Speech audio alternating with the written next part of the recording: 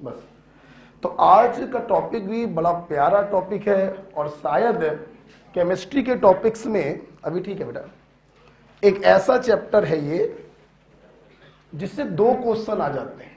हाँ, chemical bonding और ionic equilibrium, शायद 2 ही चैप्टर ऐसे हैं केमिस्ट्री में जिससे 2 क्वेश्चन आ जाते हैं। अदरवाइज एक क्वेश्चन तो अमूमन हर चैप्टर से आ जाता है।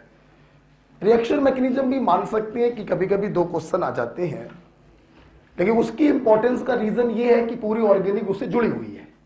इनका ऐसा नहीं है कि इनसे पूरी फिजिकल जुड़ी हो, ऐसा नहीं है, लेकिन अकेले में इनमें इतनी दम है कि इनसे 2 क्वेश्चन आ जाते हैं, है ना। हम लोग पढ़ने जा रहे हैं आज बहुत ही प्यारा 11th एनसीईआरटी का चैप्टर है, that is ionic equilibrium.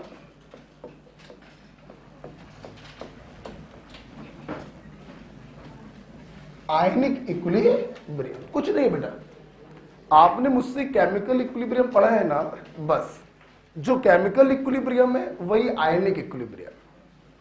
Chemical equilibrium में प्रोडक्ट साइड पर भी मॉलिक्यूल होते थे, रिएक्टेंट साइड पर भी मॉलिक्यूल होते थे, उसे हमने नाम दे दिया केमिकल इक्विलिब्रियम। यहां पे क्या होगा, रिएक्टेंट साइड पर तो कोई मॉलिक्यूल होगा, लेकिन प्रोडक्ट साइड पर आयंस होते हैं। क्या होते हैं? तो इस इक्विलिब्रियम को नाम दे दिया गया आयनिक इक्विलिब्रियम, और कुछ नहीं। जैसे वहां पर हम लोग इक्विलिब्रियम कांस्टेंट निकालते थे, केसी, प्रोडक्ट की कंसंट्रेशन अपॉन रिएक्टेंट की कंसंट्रेशन, वैसे यहां पर भी हम लोग इक्विलिब्रियम कांस्टेंट निकालते हैं, प्रोडक्ट की कंसंट्रेशन अपॉन रिएक्टेंट की कंसंट्रेशन। ऑफ कोर्स बस शब्दों की हेराफेरी है। केमिकल इक्विलिब्रियम में हम लोग इक्विलिब्रियम कांस्टेंट को केसी और केपी बोलते थे, यहां पे हम लोग इक्विलिब्रियम कांस्टेंट को आयोनाइजेशन कांस्टेंट बोलते हैं। क्या बोलते हैं? क्या बोलते हैं? मतलब वही है, प्रोडक्ट की कंसंट्रेशन अपॉन रिएक्टेंट की कंसंट्रेशन। केमिकल इक्विलिब्रियम में अल्फा को नाम देते थे डिग्री ऑफ डिसोसिएशन, यहां पे अल्फा को नाम दे देते हैं degree of ionisation. Everything is same, बस थोड़ा सा शब्दों की हेराफेरी हो गई है, बस। ठीक है, आइए तो एक छोटा सा डिस्कशन हुआ। इसके बाद आयनिक इक्विलिब्रियम चालू करने से पहले, ये चैप्टर का नाम हो गया, डाल लिया होगा आप लोगों ने, हटा रहा है इसको। मैंने क्या किया है बच्चों, सब्सटेंस, कोई भी सब्सटेंस हो on the basis of ionisation, on basis of, चाहे आयोनाइजेशन बोलो और चाहे क्या बोलो, डिसोसिएशन, कि हमारा जो सब्सटेंस है वो टूट रहा है कि नहीं टूट रहा है। उस बिहाफ पर हमारे सब्सटेंस बच्चों 2 प्रकार के हैं, एक इलेक्ट्रोलाइट और दूसरा है नॉन इलेक्ट्रोलाइट। अब देखिएगा हम कहां से चैप्टर चालू कर रहे हैं, सब्सटेंस से, और कैसे मैं आयनिक के अंदर घुस जाऊंगा अब पता नहीं चल पाएगा आपको, देखिएगा अभी। ठीक है, तो on the basis of ionisation substance को 2 भागों में क्लासिफाई किया है, इलेक्ट्रोलाइट और नॉन इलेक्ट्रोलाइट। इलेक्ट्रोलाइट हम उन्हें कहते हैं जो अपने आयंस में टूट जाते हैं, लिखते रहिएगा, जो आयंस में टूट जाए। जैसे आपको मालूम है एसिड H2SO4 को ले लो, पानी में डालोगे H+ और SO4- में टूट जाएगा। जैसे बेस पानी में डालोगे आयंस में टूट जाएगा, जैसे NaOH को ले लो, Na+OH-। जैसे सॉल्ट ले लो, NaCl ले लो, पानी में डालोगे अपने आयंस में टूट जाएगा। तो इन्हें कहते हैं इलेक्ट्रोलाइट। और नॉन इलेक्ट्रोलाइट जो अपने आयंस में ना टूटे। ओके, एग्जाम्पल के तौर पर शुगर, शक्कर को अगर तुम पानी में घोलोगे तो क्या शक्कर अपने आयंस में टूटती है? नहीं टूटती। तो शक्कर क्या हो गया? Non electrolyte. यूरिया क्या हो गया? Non electrolyte. ठीक है, जैसा कि मैंने अभी 2 मिनट पहले बोला कि आयनिक इक्विलिब्रियम में आयंस के बीच में इक्विलिब्रियम होता है, तो आयंस मिलने भी तो चाहिए। इसका मतलब आज का जो चैप्टर है वो नॉन इलेक्ट्रोलाइट के लिए नहीं है, आज का जो चैप्टर है वो इलेक्ट्रोलाइट के लिए। ठीक है, अच्छा, अब ये जो इलेक्ट्रोलाइट हैं ये पानी में घोलने पर कितना टूट रहे हैं, means what is the extent of ionisation, 100% और लेस देन 100%।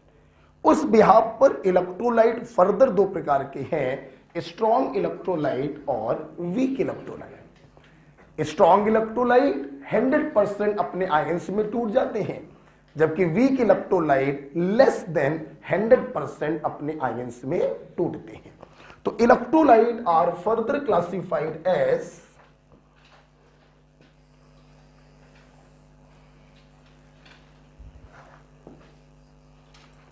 स्ट्रॉन्ग इलेक्ट्रोलाइट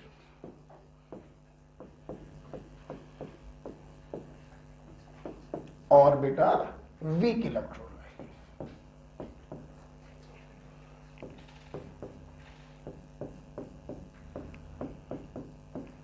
ये क्लासिफिकेशन कैसे किया है, on basis of extent of ionisation.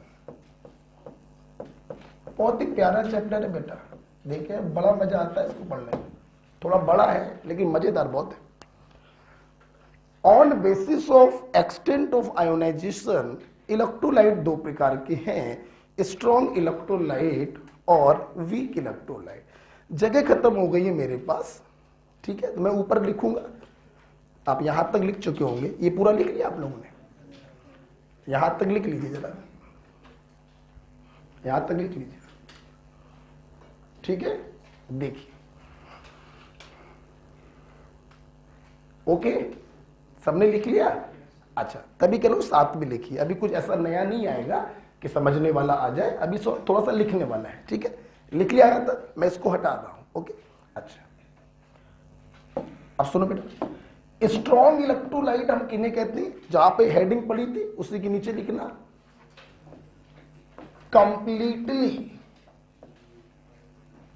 Completely ionised, उसी के नीचे लिखना स्ट्रॉन्ग इलेक्ट्रोलाइट को, ब्रैकेट में बंद कर देना, कंप्लीटली आयोनाइज्ड। कंप्लीटली आयोनाइज्ड का मतलब है कि इनका जो डिग्री ऑफ आयोनाइजेशन होता है वो 100% होता है। क्या होता है बच्चों, परसेंट का जब साइन हटाते हैं तो 100 से डिवाइड करते हैं ना, तो चाहे बोलो अल्फा 100% होता है और चाहे बोलो अल्फा की वैल्यू 1 होती है, बेटा एक ही बात है। वीक इलेक्ट्रोलाइट के नीचे ब्रैकेट में लिखना बेटा पार्शियली आयोनाइज्ड।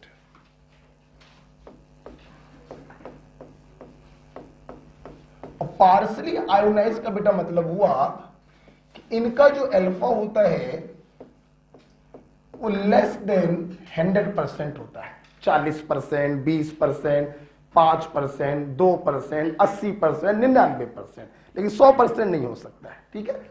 मतलब अगर इसको 100 से डिवाइड करोगे तो लेस देन 1 होता है, ठीक है। अच्छा देखना बेटा, जैसे माना ये कोई He है, ये कोई स्ट्रॉन्ग इलेक्ट्रोलाइट है और मैंने इसका C मोलर पानी में घोला। किस में घोला?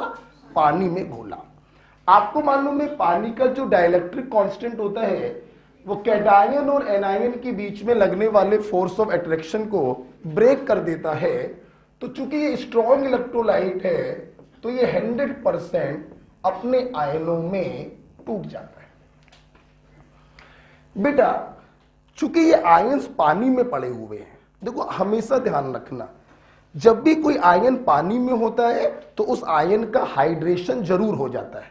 इसलिए अच्छा तरीका तो ये रहता है कि हम लोग आयन के बगल में जरूर लिखें एक्वस। लेकिन बच्चों हम आज लिख रहे हैं, आज के बाद कभी नहीं लिखेंगे। लेकिन ये अंडरस्टूड है कि अगर कोई चीज पानी में घोली गई है और वो अपने आयनों में टूट रही है तो आयनों का हाइड्रेशन तो सर्दिया होगा ही होगा। एक्चुअली में ये आयंस नहीं होंगे, ये एक्वस आयंस होंगे। ठीक है, सुनते रहिए। हाँ, अब बंद कर दीजिए पेन कॉपी। अब देखिए साहब, देखिए चूंकि बेटा ये स्ट्रॉन्ग इलेक्ट्रोलाइट था तो स्ट्रॉन्ग इलेक्ट्रोलाइट होने के कारण जितना भी तुम डालोगे पूरा का पूरा 100% ये टूट जाएगा और इसका अस्तित्व खत्म हो जाएगा, क्योंकि ये पूरी तरीके से अपने आयंस में टूट गया है, खुद का अस्तित्व खत्म हो गया। आप इस HA के सॉल्यूशन को ऐसे जाके देखोगे ना तो तुम्हें HA कहीं दिखाई नहीं पड़ेगा, तुम्हें सिर्फ दिखाई पड़ेगा H+ आयन और A- आयन। कितना कितना, 1 मोल टूटता तो 1 मोल बनते, C मोल टूटेगा तो C मोल ये बनेगा और C मोल ये बनेगा। बोलो हाँ या ना।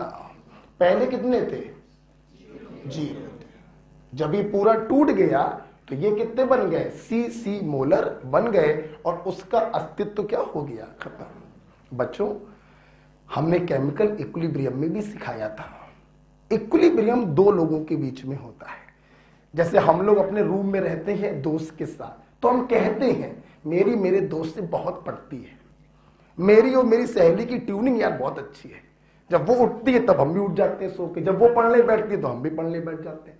तो ये शब्द कि मेरी बहुत पटती है, मेरी बहुत ट्यूनिंग अच्छी है, कब हो पा रहा है? जब कमरे में 2 लोग। अगर किसी कमरे में आप अकेले रह रहे हैं तो क्या इन शब्दों का प्रयोग होगा? नहीं होगा। उसी प्रकार से ट्यूनिंग, सामंजस्य या इक्विलिब्रियम तब आता है जब बर्तन में 2 लोग होते हैं। यहां बर्तन में सिर्फ आयंस पड़े हैं, इलेक्ट्रोलाइट तो खत्म हो गया है, रिएक्शन इररिवर्सिबल है, इक्विलिब्रियम की चर्चा नहीं होगी। राइट? अच्छा भाई, जरा इसमें आइए। माना, अब की बार माना कि ये जो HA है ये एक वीक इलेक्ट्रोलाइट है, कंपैरेटिव स्टडी करा रहे हैं। एक बार स्ट्रॉन्ग माना, पिक्चर क्या क्लियर हुई? ये सामने है। अब मैंने क्या माना? V। अब ये 100% नहीं टूटेगा। माना ये थोड़ा सा α% टूट गया। कितना टूट गया? अल्फा। जब ये α% अपने आयनों में टूटा तो थोड़ी देर बाद ये आयन भी आपस में कंबाइन करने लगे और वापस से एसिड को बनाने लगे। मतलब इस इलेक्ट्रोलाइट और उसके आयनों के बीच में एक सामंजस्य स्थापित हो गया, एक ट्यूनिंग बैठ गई, बोले तो आयनिक इक्विलिब्रियम स्टेबलाइज्ड हो गया। Is it clear? हमारे बच्चे केमिकल इक्विलिब्रियम से जानते हैं। जब भी कोई इक्विलिब्रियम स्टेबलाइज होता था, पोरवाल सर 2 कंडीशन की बात करते थे, एक T = 0 और एक T = इक्विलिब्रियम। देखिए, चूंकि आयनिक इक्विलिब्रियम स्टेबलाइज हो गया है तो यहां पर भी 2 कंडीशन की बात करी जाएगी, एक T = इक्विलिब्रियम पर और एक T = 0 पर। T = 0 पर इलेक्ट्रोलाइट को पूरा माना जाएगा और आयन को क्या माना जाएगा? 0। इक्विलिब्रियम की कंडीशन हम कैसे बनाते थे? हम लोग इनिशियल कंसंट्रेशन में से कुछ माइनस करते थे। Do you remember? मैं हमेशा X को माइनस करता था, अगर आपको याद हो, जिन बच्चों ने केमिकल इक्विलिब्रियम पढ़ा है। मैंने वहां लिखवाया था X क्या है? रिएक्टेंट के वो मोल जो प्रोडक्ट में टूट गए। सुनते रहिएगा बेटा। क्या आपको याद है मैंने केमिकल इक्विलिब्रियम में आपसे कहा था, अगर क्वेश्चन में अल्फा की वैल्यू दी जाए तो X कैसे निकालते हैं? इनिशियल अमाउंट में अल्फा से मल्टीप्लाई कर देते हैं, अगर आपको याद हो। बेटा केमिकल इक्विलिब्रियम में अल्फा दिया भी जाता है, नहीं भी दिया जाता है, तो हम लोग वहां पे X से क्वेश्चन सॉल्व करते हैं। आयनिक इक्विलिब्रियम के चैप्टर में अल्फा हमेशा दिया जाता है, इसलिए बच्चों यहां पर X की वैल्यू हमेशा होती है Cα। याद आया कुछ? जब अल्फा दिया जाता है तो X बराबर होता है इनिशियल अमाउंट में अल्फा से मल्टीप्लाई कर दो। ठीक है, तो इक्विलिब्रियम पर इसकी कंसंट्रेशन कितनी हो गई? C - Cα। बोलो, अगर कुछ बच्चों को भूल गए हैं तो मैं दोबारा याद करवा दूं। अल्फा बराबर होता है रिएक्टेंट के टूटे मोल बटे रिएक्टेंट के इनिशियल मोल। शायद अब याद आ जाए। और टूटे मोल ही क्या कहलाते हैं? एक्स। तो सोचो बेटा, अगर अल्फा दिया जाए तो एक्स बराबर क्या मिलेगा? Initial mole multiplied by alpha. Initial कितना है? सी। तो C multiplied by alpha is X. अब तो याद आ गया होगा केमिकल इक्विलिब्रियम। अच्छा देखिए, सब सामने देखिए। अब ये आयन कितना बनेंगे? बहुत ही आसान है पता करना। बोलिए नहीं, अब सुनिए। एक मोल खत्म होगा तो एक एक मोल बनेंगे। सी अल्फा खत्म होगा तो ये भी बनेगा सी अल्फा, ये भी बनेगा सी अल्फा मोलर। बोलिए हाँ या ना? बोलिए हाँ या ना? इक्विलिब्रियम पर रिएक्टेंट और प्रोडक्ट की कंसंट्रेशन पता चल गई है। हमें इक्विलिब्रियम कांस्टेंट निकालना है, जिसको इस चैप्टर में नाम दिया जाता है आयोनाइजेशन कांस्टेंट। निकालने का तरीका बच्चों वही होगा, प्रोडक्ट की कंसंट्रेशन अपॉन रिएक्टेंट की कंसंट्रेशन। बोलो हाँ या ना? आइए बच्चों, H प्लस की कंसंट्रेशन सी अल्फा है, A माइनस की कंसंट्रेशन सी अल्फा है, He की कंसंट्रेशन है C minus C alpha. C को कॉमन ले लिया, 1 माइनस अल्फा। बोलो हाँ या ना? जगह समाप्त हो गई है।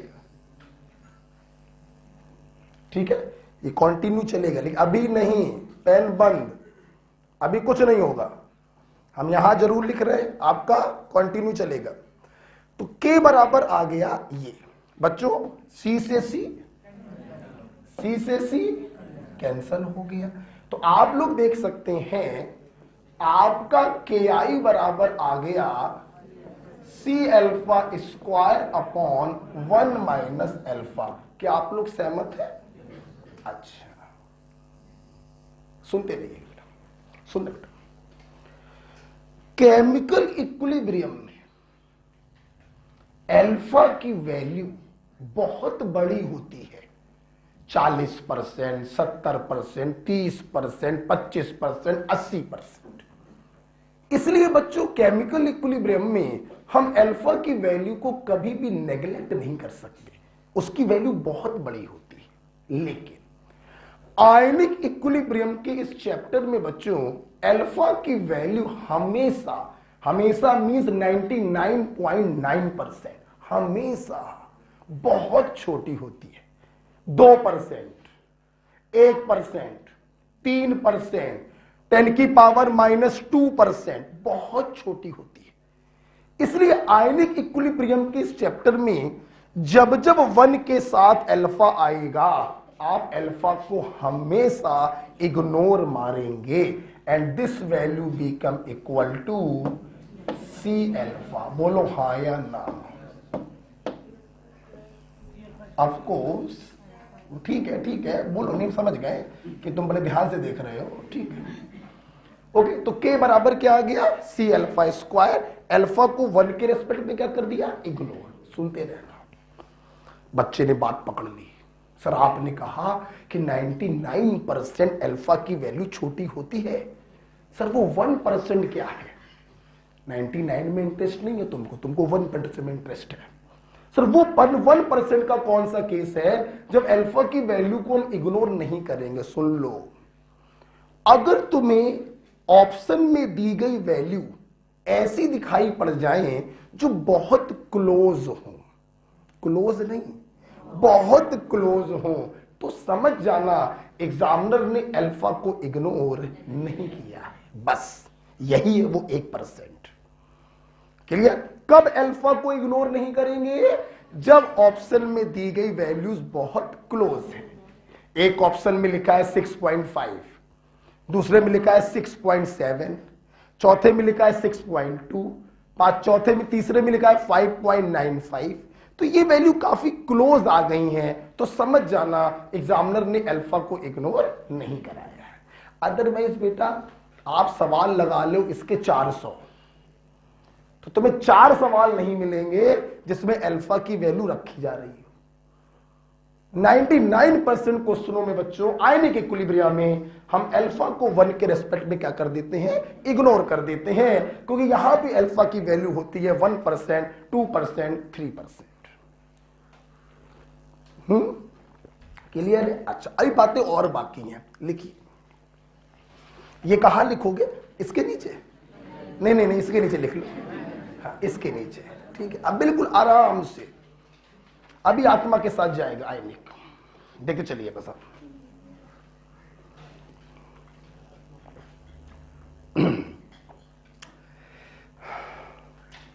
Strong electrolyte, completely ionised, electrolyte का अस्तित्व खत्म हो जाएगा क्योंकि ये 100% अपने आयनों में टूट गया, कोई आयनिक इक्विलिब्रियम स्टेबलाइज नहीं होगा। वीक इलेक्ट्रोलाइट है, पार्शली आयोनाइज्ड होगा, इलेक्ट्रोलाइट और आयनों के बीच में इक्विलिब्रियम स्टेबलाइज होगा, जिसे हम कहेंगे आयनिक इक्विलिब्रियम। ओके बेटा, आपस में मत बोलो।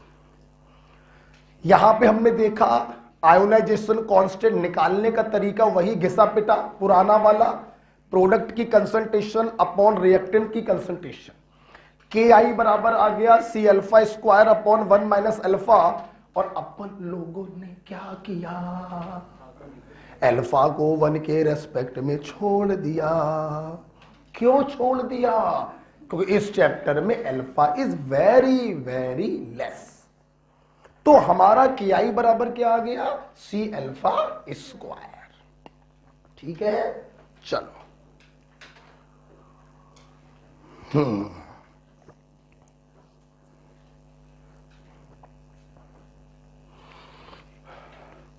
बच्चों लिखते लिखते बोलते भी जाओ, है ना बेटा। स्ट्रॉन्ग इलेक्ट्रोलाइट में मैंने HA को कट्टम कट्टा क्यों कर दिया? जब वो पूरी तरीके से आयोनाइज हो गया तो उसका अस्तित्व क्या हो गया, खत्म हो गया। ऑफ कोर्स, क्या यहां पे कट्टम कट्टा कर सकते हैं? क्या नहीं कर सकते। आप किसी भी समय पर इस बर्तन को ऐसे झांक के देखोगे, तुम्हें HA भी दिखाई पड़ेगा, H+ भी दिखाई पड़ेगा, A- भी दिखाई पड़ेगा, क्योंकि इक्विलिब्रियम स्टेबलाइज हुआ है। ओके, ठीक है। अच्छा भाई,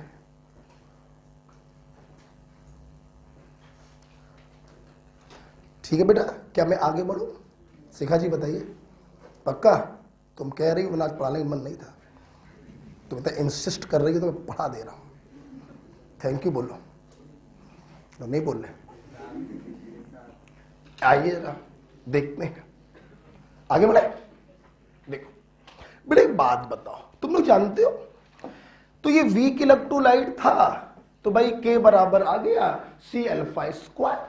एक्चुअल फार्मूला होता है C alpha square upon 1 minus alpha. हमने अल्फा को इग्नोर कर दिया तो सी अल्फा स्क्वायर आ गया। अच्छा सुनना बेटा, अगर बच्चों मैं यहां पे बात करूं कि इक्विलिब्रियम पर आयन की कंसंट्रेशन क्या होगी, ध्यान से देखिए। इस समय आपको दोनों आयन की कंसंट्रेशन सेम दिखाई पड़ रही है। जानती हो क्यों? क्योंकि इनके बैलेंसिंग कोएफिशिएंट क्या है, सेम। अच्छा, बैलेंसिंग कोएफिशिएंट सेम क्यों है? क्योंकि ये टूटकर एक कैटायन दे रहा है, एक एनायन दे रहा है। ऐसे इलेक्ट्रोलाइट जो टूटकर एक कैटायन और एक एनायन देते हैं, उन्हें हम कहते हैं 1s2 टाइप ऑफ इलेक्ट्रोलाइट। ठीक है, चूंकि बेटा ये 1s2 टाइप का है, इसीलिए आयनों की कंसंट्रेशन इक्विलिब्रियम पर बराबर है। अब हमारा क्वेश्चन ये था कि आयनों की कंसंट्रेशन निकाल कर दिखाइए। आओ, तो आयनों की कंसंट्रेशन बराबर आ गई सी अल्फा। क्या आ गई? C alpha. अब सुनो बेटा, अल्फा की जगह पर मैं क्या लिख सकता हूं, के आई अपॉन सी का अंडर रूट। बोलो हाँ या ना? हम यहां समझा दे रहे हैं, यहां पे सीधे रिजल्ट लिखेंगे, जगह नहीं ना मेरे पास। अल्फा की जगह आपने लिख दिया के आई अपॉन सी का अंडर रूट। सब लोग देखना, क्या मैं अल्फा की जगह पर ये लिख सकता हूं? अच्छा, सी को अगर अंदर ले जाओगे तो सी का स्क्वायर हो जाएगा। बोलो, एक सी से एक सी कैंसल, तो आयनों की कंसंट्रेशन बराबर अंडर रूट के आई इंटू सी भी तो बोल सकते हैं। बोलो हाँ या ना? यस। तो चाहे आप बोलो आयन बराबर सी अल्फा और चाहे आप बोलो आयन बराबर अंडर रूट के आई इंटू सी।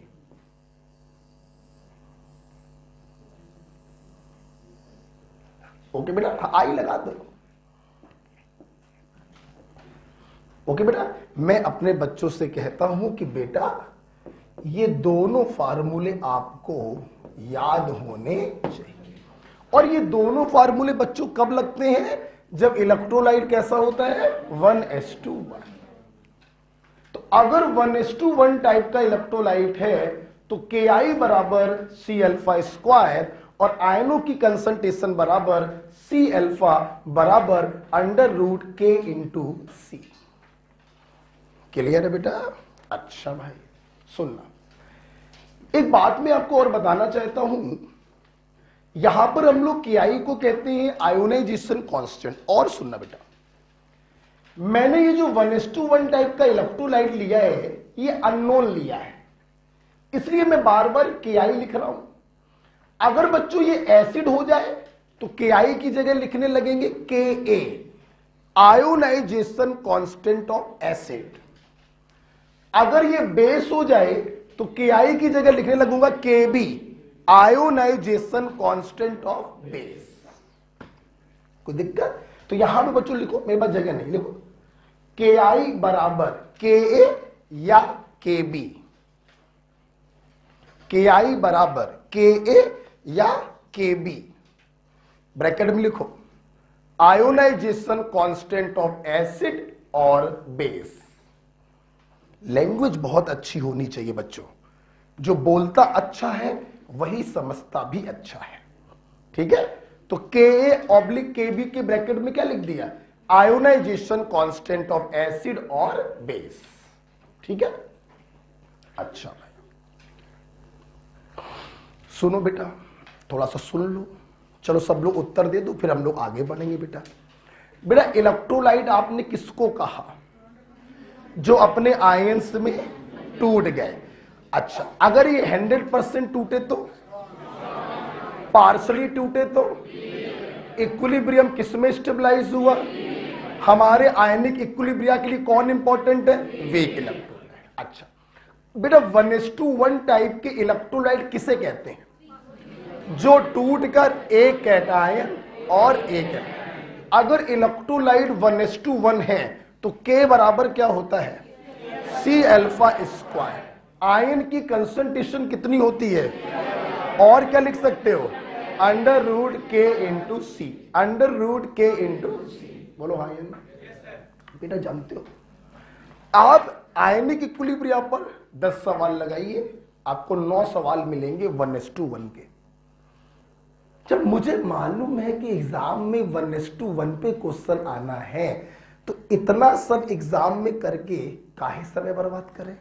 हमने जैसे ही देखा ओहो 1s2 के बराबर सी अल्फा स्क्वायर, आयन की कंसंट्रेशन बराबर सी अल्फा या अंडर रूट के इंटू सी। क्लियर? अच्छा गुरुजी मान लो 1s2 ना हो, 1s2 हो, 1s2 हो, 2s2 हो, तो क्या सवाल छोड़ आएंगे? नहीं छोड़ेंगे नहीं। ये क्या तुमको देखने के लिए पढ़ाया है?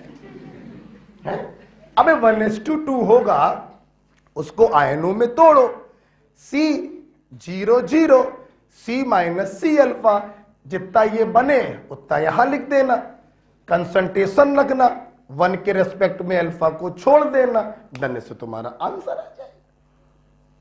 1s2 का है, आंसर आ गया मान लो तुम्हारा 10 सेकंड में, और 1s2 या 1s2 होगा, आंसर आएगा 40 सेकंड में। बस सवाल छोड़ना थोड़ी ना है। 1s2 में आप इससे बच गए, 1s2 या 1s2 होगा, थोड़ा सा आपको करना पड़ेगा जल्दी जल्दी से।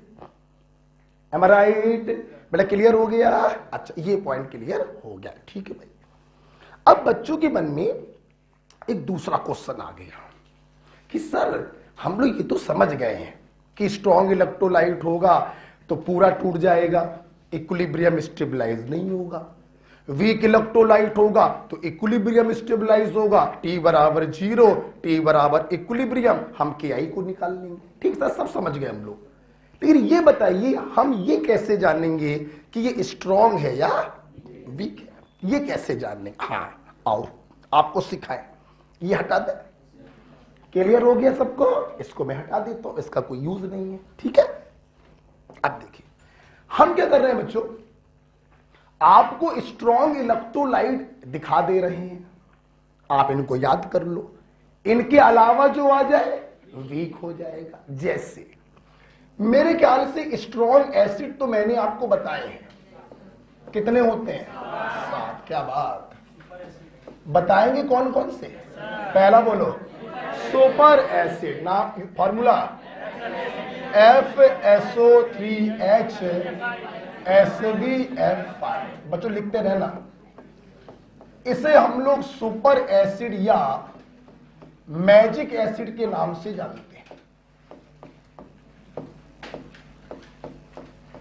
इसे हम लोग सुपर एसिड या मैजिक एसिड के नाम से जानते हैं। और बेटा HClO4, H2SO4, HNO3, बोलो बोलो, HCl, HBr और HI। ये बेटा आपके 7 स्ट्रॉन्ग एसिड होते हैं। इनके अलावा कोई दिख जाए आप उसको वीक मानेंगे, डायनेमिक इक्विलिब्रियम बनाएंगे, T बराबर 0, T बराबर इक्विलिब्रियम पर इक्वेशन बनाएंगे और KI की वैल्यू को निकालेंगे। जैसे बताना HCN वीक या स्ट्रॉन्ग? वीक। ये 7 स्ट्रॉन्ग है, इनके अलावा सब वीक।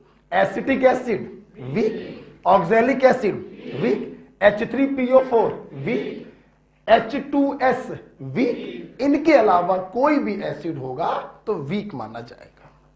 ठीक है, अच्छा अब बात करेंगे strong base.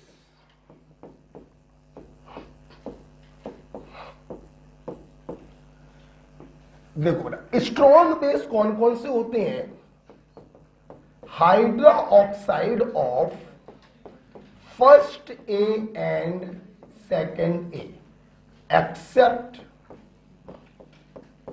Lithium and beryllium. Lithium और बेरिलियम की हाइड्रो ऑक्साइड को छोड़ दो बच्चों, बाकी सारे हाइड्रो ऑक्साइड स्ट्रॉन्ग बेस होते हैं। जैसे NaOH, KOH, RbOH, CSOH strong base, MgOH का होल ट्वाइस, CaOH का होल ट्वाइस, SrOH का होल ट्वाइस, BaOH का होल ट्वाइस, सब स्ट्रॉन्ग होंगे। वीक होते हैं LiOH, BeOH का होल ट्वाइस और इनके अलावा दूसरे। जैसे बोलो NH4OH वीक, FeOH का होल थ्राइस वीक, AlOH का होल थ्राइस वीक, बाकी सारे क्या होंगे? वीक। क्लियर है? अच्छा सुनना, एक हम तुम्हें गहरी बात बता दें, किसी को बताना मत, अंदरूनी बात है। क्या? सुनना, ये जो बेटा MgOH का होल ट्वाइस है, बेटा बोलो कौन? सुन, वैसे तो MgOH का होल ट्वाइस आप स्ट्रॉन्ग बेस मानेंगे। क्या मानेंगे? कोई दिक्कत नहीं, स्ट्रॉन्ग मानने की। लेकिन बेटा अगर ये मैग्नीशियम हाइड्रो ऑक्साइड किसी सॉल्ट के अंदर उपस्थित हो, मैंने क्या बोला? किसी सॉल्ट के अंदर उपस्थित हो तो आप इसको मानेंगे वीक। क्या मानेंगे?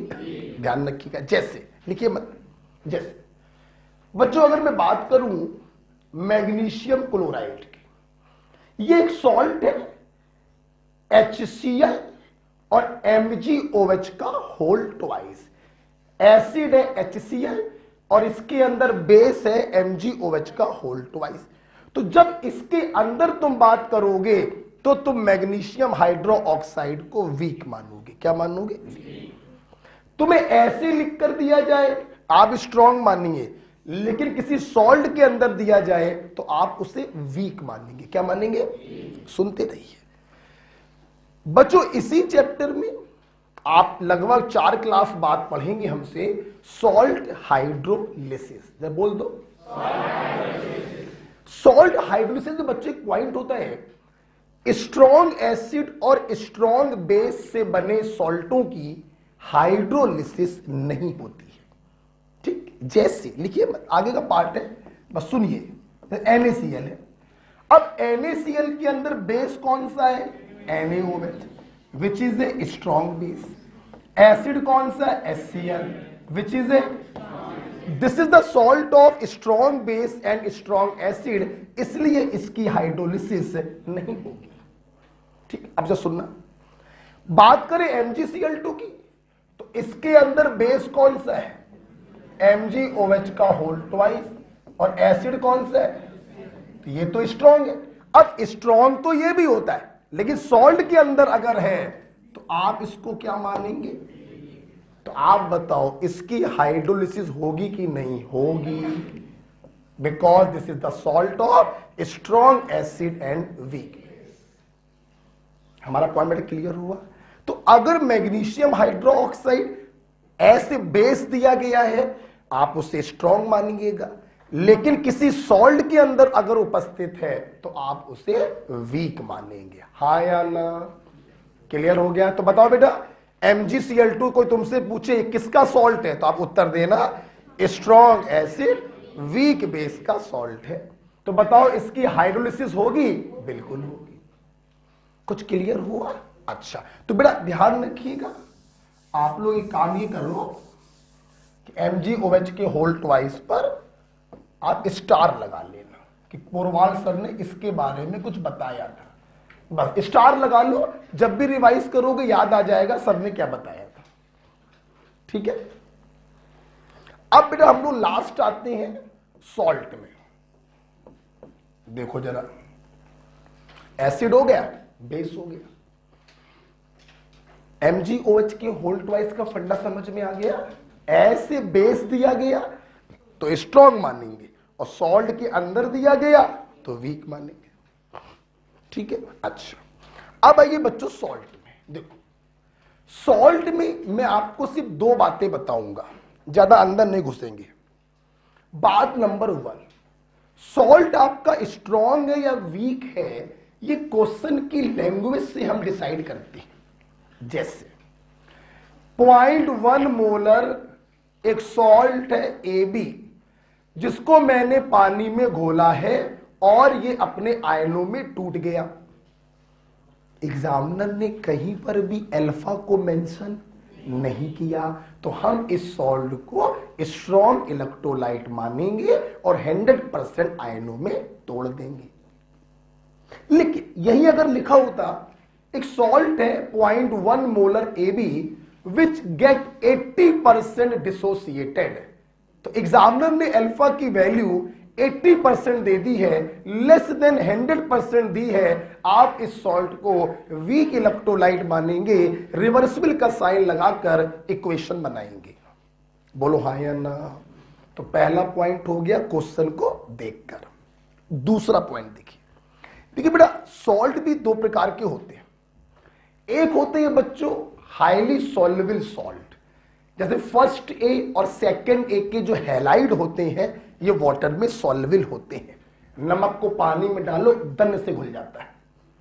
और दूसरे होते हैं स्प्रैंगली सॉल्युबल सॉल्ट, जो वाटर में बहुत ही जरा सा डिसॉल्व होते हैं, ना के बराबर डिसॉल्व होते हैं। तो बच्चों अगर हाईली सॉल्युबल सॉल्ट है तो उसे ऐसे स्ट्रॉन्ग इलेक्ट्रोलाइट ट्रीट करते हैं, और अगर स्प्रैंगली सॉल्युबल सॉल्ट है तो उसे वीक इलेक्ट्रोलाइट की तरह ट्रीट करते हैं। ओके, तो यहां पे बस मैं ये बताना चाहूंगा, अगर हाईली सॉल्युबल सॉल्ट है बच्चों तो उसे हम लोग ट्रीट करते हैं स्ट्रॉन्ग इलेक्ट्रोलाइट। जैसे आपका नमक ले लो, CaCl2 ले लो, एटसेट्रा। ज्यादा नहीं घुसना इसके अंदर, और अगर हमारा सॉल्ट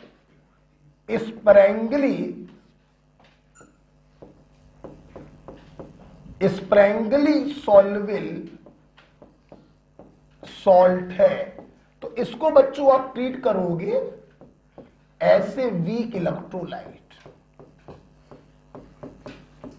जैसे सिल्वर के हैलाइड वाटर में बहुत कम सॉल्युबल होते हैं, जैसे लेड के हैलाइड वाटर में स्प्रैंगली सॉल्युबल होते हैं, जैसे सेकंड ग्रुप के फ्लोराइड वाटर में लेस सॉल्युबल होते हैं।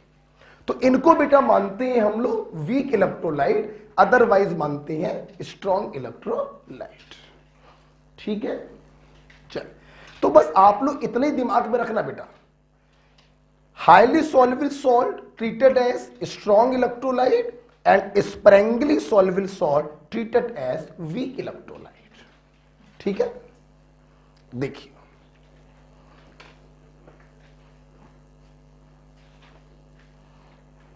आराम से लिखिए जरा।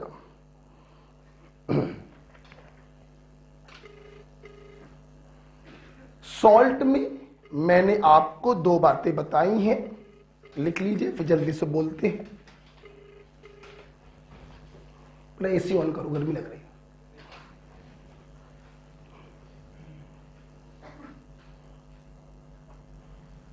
लिख लिया सब लोगों ने?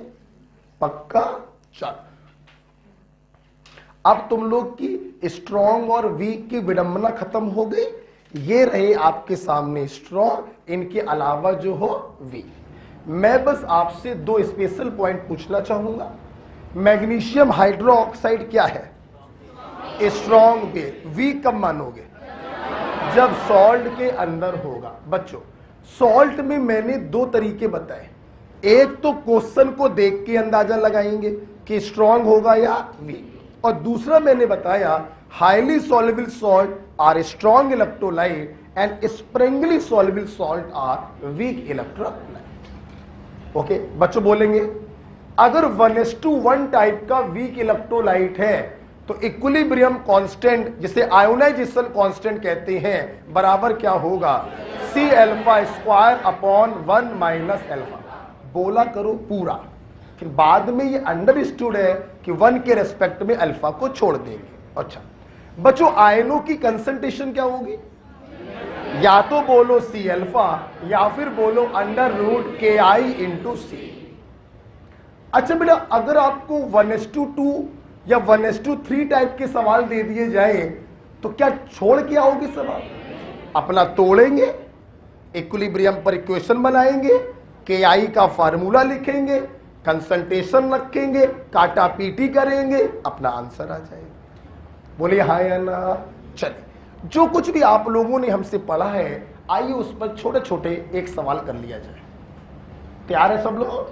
सब लोग तैयार है? चलिए एक क्वेश्चन करते हैं छोटा सा।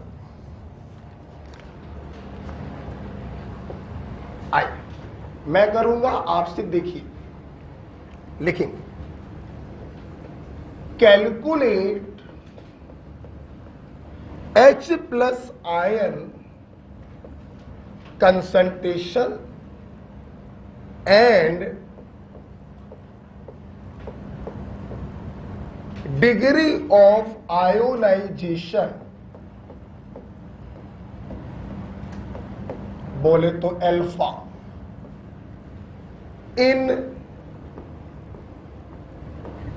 0.1 मोलर HCl सॉल्यूशन,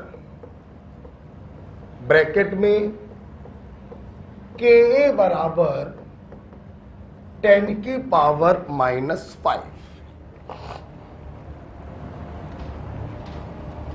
ठीक है चलो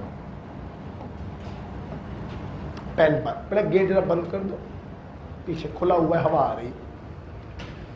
क्या देखो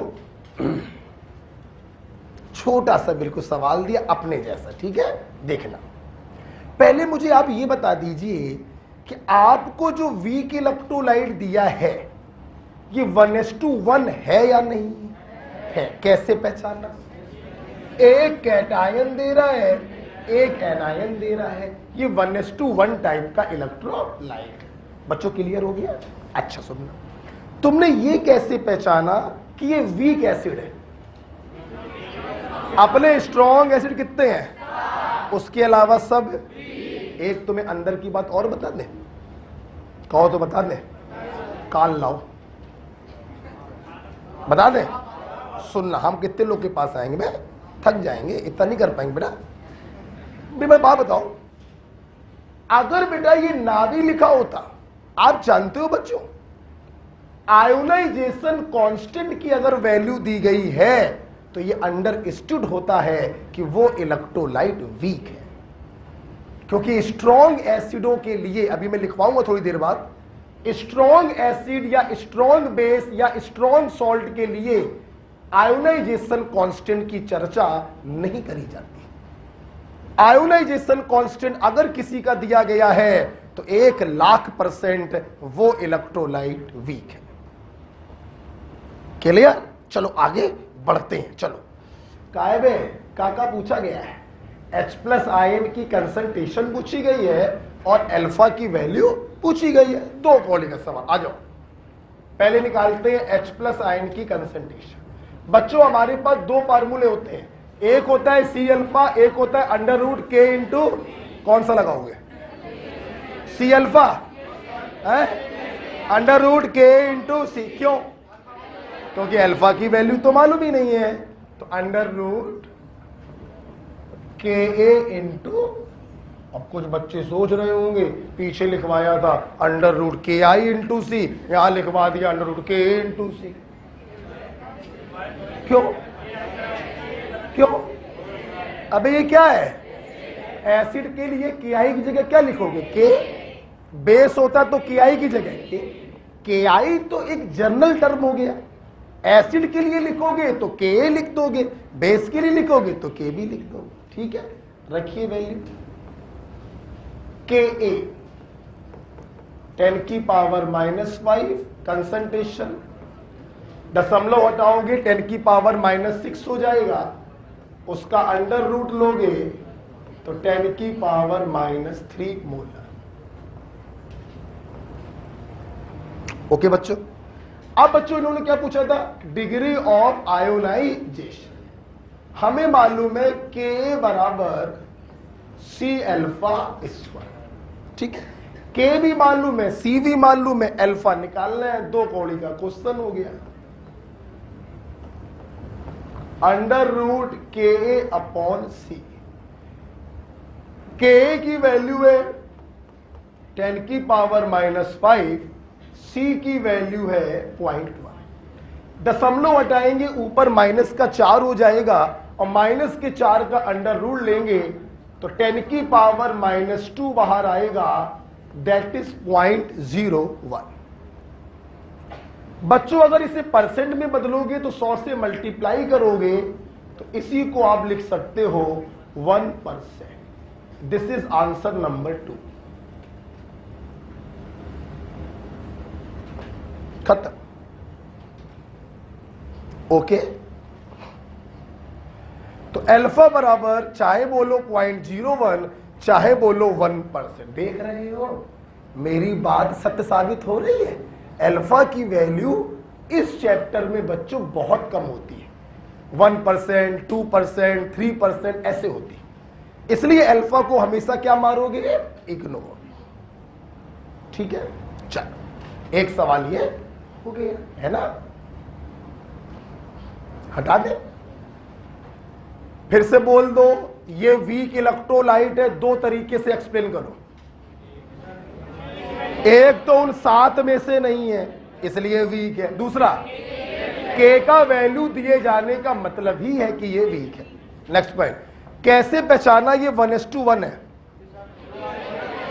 एक कैटायन और एक एनायन दे रहा हूं, और 1:1 के लिए हम लोग कुछ करते थोड़ी है, सीधे फार्मूला लगा देते हैं, K बराबर C∝² और आयनों की कंसंट्रेशन बराबर आइदर C∝ और √K इंटू C।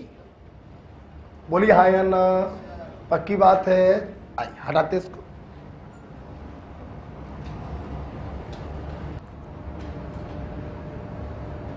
देखो तो हम लोगों ने आज जो पढ़ा, एक बार फिर से सब लोग बोलेंगे, अपन का जो पूरा खेल है वो इलेक्ट्रोलाइट का है। इलेक्ट्रोलाइट दो प्रकार के, स्ट्रॉन्ग और वीक। स्ट्रॉन्ग इलेक्ट्रोलाइट अपने काम की नहीं है क्योंकि वो 100% आयोनाइज हो जाते हैं। अपने काम के होते हैं वीक इलेक्ट्रोलाइट जो पार्शियली आयोनाइज होते हैं और आयनों के बीच में एक इक्विलिब्रियम स्टेबलाइज होता है जिसे हम आयनिक इक्विलिब्रियम कहते हैं। अगर इलेक्ट्रोलाइट 1:1 टाइप का है तो कुछ भी करने की जरूरत नहीं है, K बराबर C अल्फा स्क्वायर और आयन की कंसंट्रेशन बराबर C अल्फा बराबर √K इंटू C। सवाल ये उठा, हम पहचानेंगे कैसे ये वीक होगा या स्ट्रांग होगा? तो स्ट्रांग हमने आपको याद करवा दिए, उनके अलावा जो भी होंगे वो वीक हो। एक सवाल बच्चों मैंने आपको करवा दिया, वो आपको क्लियर हो गया होगा। ठीक है, अब हम लोग थोड़ा सा आगे बढ़ने जा रहे हैं। पेन कॉपी बंद, फिर सामने देखेंगे, फिर सामने देखेंगे। देखिए अगेन आराम से यूजिंग K बराबर C अल्फा स्क्वायर। अगर A लगा दिया है तो इसका मतलब आयोनाइजेशन कांस्टेंट ऑफ एसिड हो गया। आप I भी लगा सकते हो। यहां से बेटा अल्फा K तो बेटा एक कांस्टेंट होता है, जितने भी कांस्टेंट है they all are temperature dependent only. Okay, ये कांस्टेंट है तो मैं अल्फा की जगह पे लिख सकता हूं कि alpha is inversely proportional to √ of concentration. बोलो हाँ या ना, लिख सकता हूं। अच्छा देखना बेटा, के कांस्टेंट हो गया तो अल्फा स्क्वायर बराबर 1/c, तो अल्फा बराबर √1/c। देखना यहां से बेटा एक पॉइंट ये क्लियर हो रहा है, अगर किसी वीक इलेक्ट्रोलाइट का तुम कंसंट्रेशन कम करो तो उसके अल्फा की वैल्यू बढ़ जाएगी। कंसंट्रेशन कम कैसे करते हैं? आपने वॉल्यूमेट्रिक में पढ़ा था, पानी डालकर। इसे कहते हैं डाइल्यूशन। क्या कहते हैं? मतलब अगर किसी वीक इलेक्ट्रोलाइट का आप डाइल्यूशन करेंगे, आप उसमें पानी डालेंगे तो उसकी कंसंट्रेशन कम हो जाएगी, और कंसंट्रेशन अगर कम हो जाएगी तो उसका डिग्री ऑफ डिसोसिएशन बढ़ जाएगी। मतलब वो अपने आयनों में और ज्यादा डिसोसिएट होने लगेगा, मतलब फॉरवर्ड प्रोसेस तेज हो जाएगी।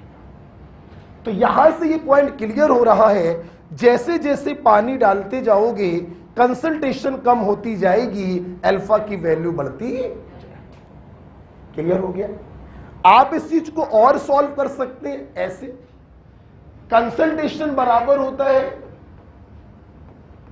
Moles upon volume. बोलो हाँ या ना। अगर हम इलेक्ट्रोलाइट के अमाउंट को कांस्टेंट कर दें तो कंसंट्रेशन की जगह पर 1/v को रखा जा सकता है। तो अगर आप यहां पर 1/v को रखेंगे तो v चला जाएगा। मतलब एक डायरेक्ट रिलेशन ये भी निकल कर आता है कि अगर किसी वीक इलेक्ट्रोलाइट का वॉल्यूम बढ़ाया जाएगा तो उसका डिग्री ऑफ डिसोसिएशन बढ़ जाएगा। चाहे ऐसे समझ लो चाहे ऐसे समझ लो, बात तो एक ही। वॉल्यूम बढ़ाने का मतलब ही होता है कंसंट्रेशन का कम होना, तो डिग्री ऑफ डिसोसिएशन बढ़ता चला जाए। मतलब तुम पानी डालते जा रहे हो, वॉल्यूम बढ़ाते जा रहे हो, अल्फा बढ़ता जा रहा। पानी डालते जा रहे हो, वॉल्यूम बढ़ाते जा रहे हो, अल्फा बढ़ता जा रहा। वॉल्यूम बढ़ाते जा रहे, अल्फा बढ़ता जा रहा। वॉल्यूम बढ़ाते जा रहे, अल्फा। तो तुमने वॉल्यूम बढ़ाते बढ़ाते बढ़ाते बढ़ाते उसकी चरम सीमा तक पहुंचा दिया, इनफाइनाइट। तो अल्फा भी बढ़ते बढ़ते बढ़ते बढ़ते अपनी चरम सीमा पर पहुंचेगा, और अल्फा की चरम सीमा है 100%। यस बच्चों, जब किसी वीक इलेक्ट्रोलाइट का वॉल्यूम बढ़ाया जाता है तो उसका अल्फा बढ़ने लगता है, और इनफाइनाइट डाइल्यूशन पर अल्फा बढ़ते बढ़ते अपनी चरम सीमा पर पहुंच जाता है, दैट इज 100%। मेरे बच्चे जानते हैं 100% का मतलब हो गया strong electrolyte. Yes, infinite dilution पर weak electrolyte work like a strong electrolyte and this law is called Ostwald dilution law. बोलो क्या कहते हैं इसको, बोलो क्या कहते हैं इसको। क्या मेरा पॉइंट क्लियर हो रहा है? वॉल्यूम बढ़ाओगे अल्फा बढ़ेगा, वॉल्यूम बढ़ाओगे अल्फा बढ़ेगा, वॉल्यूम बढ़ाते बढ़ाते इनफाइनाइट पर ले गए तो अल्फा बढ़ते बढ़ते 100% हो गया। हम सब लिखवाएंगे, फील करो। मैंने बच्चों कई बार आपको बताया है ये हिंदी नहीं है। जहां पर इनफाइनाइट का मतलब होता है अनंत, बहुत दूर, नो, ये साइंस है। साइंस का इनफाइनाइट अनंत नहीं होता है, बहुत दूर नहीं होता है। फील करेंगे, फील करेंगे। ये मेरी क्लास है, वो पीछे सबसे जो दूर बच्चा बैठा है हमसे बहुत दूरी पर है, लेकिन वो मुझे देख रहा है, मुझे सुन रहा है, मुझे समझ रहा है। वो मेरे प्रभाव में बैठा है, वो इनफाइनाइट नहीं है। लेकिन 4 कदम दूर इस दीवार के पीछे जो लड़का बैठा होगा, क्या वो मुझे सुन रहा है? क्या वो मेरे प्रभाव में है? मेरे लिए वो इनफाइनाइट है। जबकि दूरी के मामले में ये दूरी कम है, वो दूरी ज्यादा। तो ये हिंदी नहीं है, ये साइंस है। साइंस कहती है जहां पे मेरा प्रभाव खत्म हो जाए, मेरे लिए वो दूरी इनफाइनाइट है। क्लियर हुआ? उसी प्रकार से तुमने बोला वॉल्यूम बढ़ाते बढ़ाते इनफाइनाइट कर दिया, तो इनफाइनाइट का मतलब ये थोड़ी ना है कि समुद्र भर के पानी डाल दिया या तालाब भर के पानी डाल दिया, नहीं। इसको भी फील करेंगे। 1 चम्मच शक्कर की ली, उसको 1 कटोरी के पानी में घोला, पियो, अच्छा खासा मीठा लगेगा। लेकिन यही 1 चम्मच छत पर जो पानी की टंकी रखी रहती है 500 लीटर की, उसमें ये शक्कर घोलाओ और अब पियो, मीठा लगेगा? मतलब प्रभाव क्या हो गया? खत्म। Yes, this is the infinite dilution. Even मैंने पानी की टंकी बहुत ज्यादा ही बोल दिया है। आप बाल्टी में भी अगर डालते हैं तो भी बाल्टी में मिठास नहीं आएगी। ये शक्कर बाल्टी भर के पानी में जब डालोगे तो ये ऐसे बिहेव करेगा जैसे ये शरबत ना होकर प्योर सॉल्वेंट हो। Yes, this is the infinite dilution. जहां पे सॉल्यूशन सॉल्वेंट की तरह बिहेव करने लगा, this is the infinite dilution. हमें तालाब भर के पानी नहीं डालना है, ना समुद्र भर के पानी डालना। फीलिंग आ रही है थोड़ी? क्लियर हुआ पॉइंट? तो हमारे बच्चों ने देखा कि जैसे जैसे किसी वीक इलेक्ट्रोलाइट में पानी डालते हैं, उसका डाइल्यूशन बढ़ाते हैं, उसकी कंसंट्रेशन कम होती जाती है और डिग्री ऑफ आयोनाइजेशन बढ़ता जाता है। और इनफाइनाइट डाइल्यूशन पर it work like a strong electro. This is called Ostwald dilution law. Feel किया कि नहीं किया? फील किया? लिखेंगे इसको। क्या यहां तक लिख लिया आप लोगों ने? यहां तक लिखिए, फिर नीचे लिखेंगे इसी के नीचे। Thus, on increasing dilution,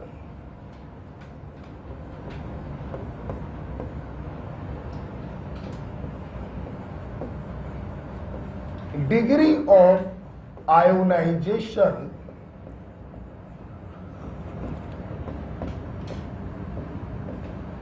increases.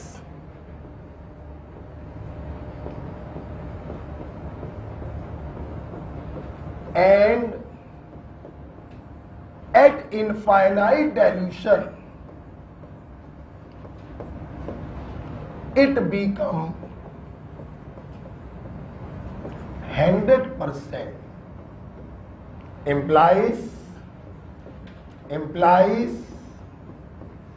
weak electrolyte work as a strong electrolyte.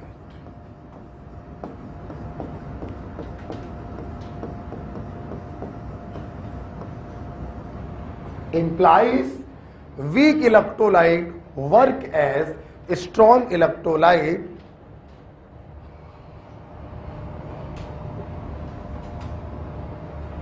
और जहां पे ये सेंटेंस खत्म होगा उस सेंटेंस के आगे आप लिखेंगे, क्या लिखोगे?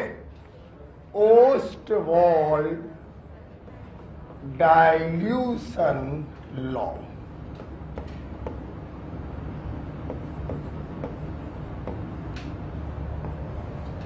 Ostwald dilution law.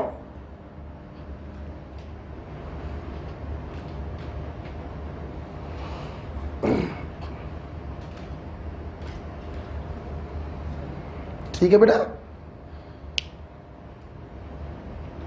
इसी को बच्चों कहते हैं ओस्टवाल्ड डाइल्यूशन लॉ। ये कुछ भी बेटा याद नहीं करना है, ये बात ध्यान रखिएगा। याद मैंने अभी तक सिर्फ एक पॉइंट करवाया है कि 1:1 के लिए K बराबर C अल्फा स्क्वायर और आयन की कंसंट्रेशन बराबर C अल्फा या √K × C। ओके बेटा, नेक्स्ट पॉइंट। बच्चों पूरा फार्मूला क्या होता है? C alpha square upon 1 minus, तुम लोगों ने 1 के रेस्पेक्ट में अल्फा को इग्नोर कर दिया है। ठीक है, इतना पॉइंट क्लियर हो गया। अच्छा, जब मैं ओस्टवाल्ड डाइल्यूशन लॉ को इस प्रकार से पढ़ा देता हूं तो यहीं पर मैं एक अगला पॉइंट लिखवाना चाहूंगा, इसको हटाऊंगा। आप लोगों ने एक चीज फील किया, कोई हेडिंग यानी नहीं पड़ी, चालू हुआ था खेल सब्सटेंस से। देख रहे हो, इलेक्ट्रोलाइट नॉन इलेक्ट्रोलाइट, इलेक्ट्रोलाइट में स्ट्रॉन्ग और वीक को हम पकड़ते चले जा रहे हैं, पकड़ते चले जा रहे हैं, और कैसे हम ओस्टवाल्ड डाइल्यूशन तक पहुंच गए। कोई हेडिंग सेडिंग बीच में नहीं आई। क्लियर? सुनना, ओस्टवाल्ड डाइल्यूशन लॉ जब बच्चों को सिखा देते हैं तो इसके नीचे बच्चे एक पॉइंट लिखेंगे कि this law is valid only for weak electrolyte.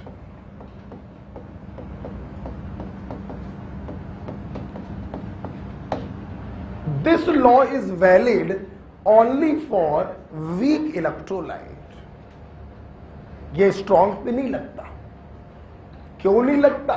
अबे स्ट्रॉन्ग में तो कोई इक्विलिब्रियम ही नहीं होता, और जब कोई इक्विलिब्रियम ही नहीं है तो वहां पे डाइल्यूशन लॉ काहे बात कर। ये तो हो गया वर्बली। अब मैं इस पॉइंट को वर्बली नहीं मैथमेटिकली एक्सप्लेन करना चाहूंगा।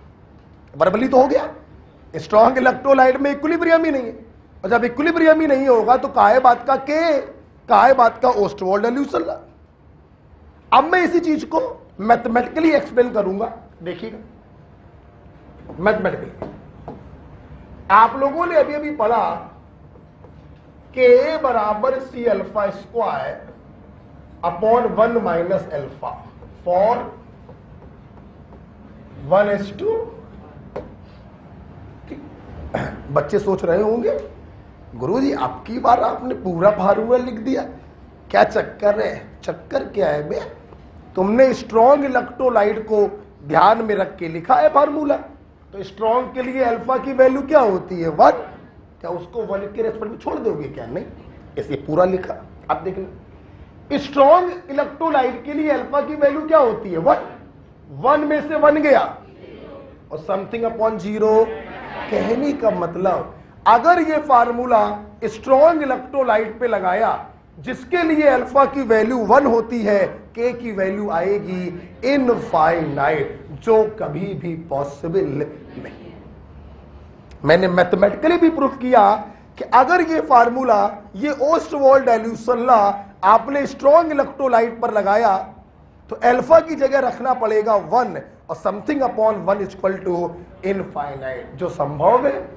Yes, for strong electrolyte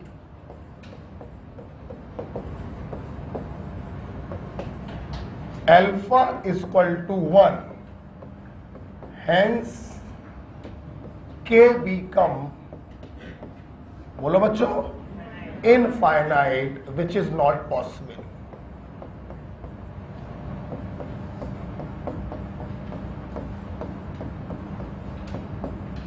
yes बेटा, यही रीजन होता है कि स्ट्रॉन्ग इलेक्ट्रोलाइट पर हम कभी भी नहीं लगा सकते हैं ओस्टवाल्ड डाइल्यूशन लॉ। ठीक है,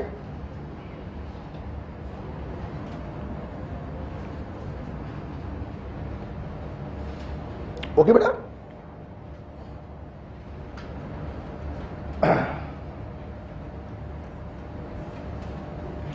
क्लियर हो गया पॉइंट सबको? चल आगे बढ़े बच्चों।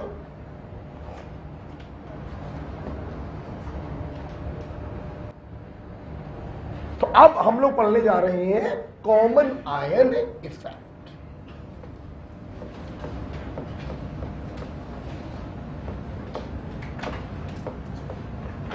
देखिए, कुछ लोग इसको लास्ट में पढ़ाते हैं, लेकिन इसको बच्चों पहले पढ़ना चाहिए।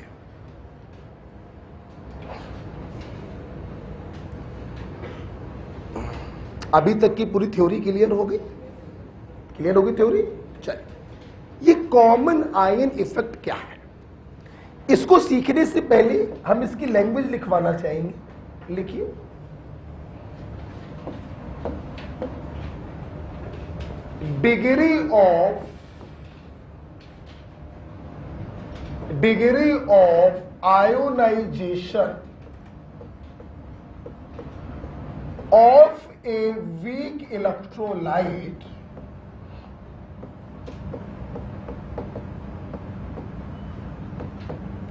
degree of ionization of a weak electrolyte decreases in presence of a strong electrolyte